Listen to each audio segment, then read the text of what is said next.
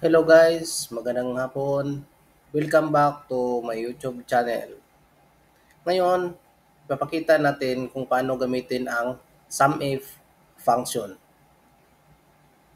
Ang SUMIF function ay gamit natin para magawa ang inventory na kahit na paghalo-haloan natin ang lahat ng mga items na ilagay natin sa receiving sheet at saka sa issuance sheet, magkakaroon pa rin tayo ng accurate na inventory.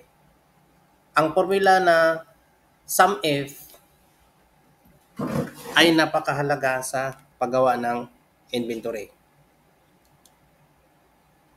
Halimbawa, ang items na nakalagay sa inventory sheet natin, ilagay natin doon sa receiving. Magkuha lang tayo ng item na halimbawa, welding rod 6011. So nakita natin sa inventory sheet wala pang mga laman lahat ng mga items. Ngayon, lagyan natin ng laman. Ito, halimbawa, itong welding rod 6011. So, fill up lang natin kung kailan ang delivery. Ayan. Lagyan ng quantity.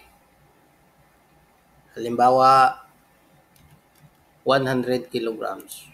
Ngayon, makikita natin sa inventory sheet, meron ng 100 kilograms. Gamit ang ating formula na SUMIF. Ngayon, punta tayo sa issuance para makita natin kung papasok ba ang ilagay natin na issuance. Sa nakikita natin, wala pang withdrawals o issuance. Ngayon, lagyan natin ang sheet ng issuance. Ganong item pa rin kung ano ang mangyayari.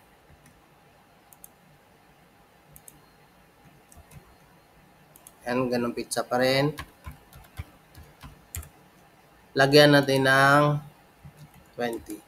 So, makikita natin sa inventory na may out na 20 at ang running balance is 80.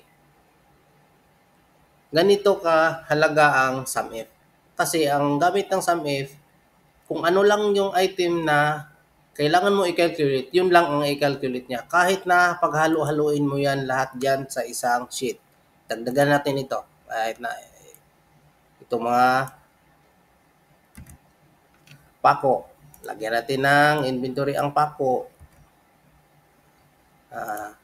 Dito paghaluin natin itong corrugated sheet para makikita natin kung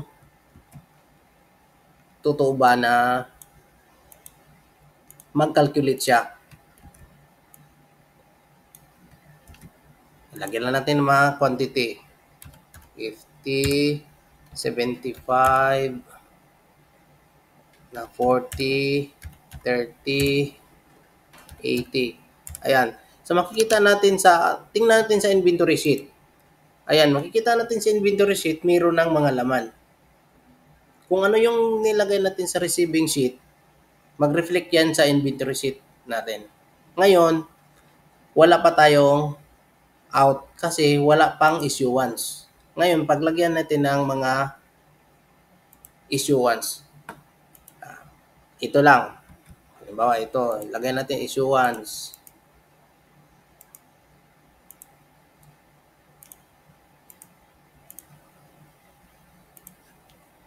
Lagay lang tayo ng 10.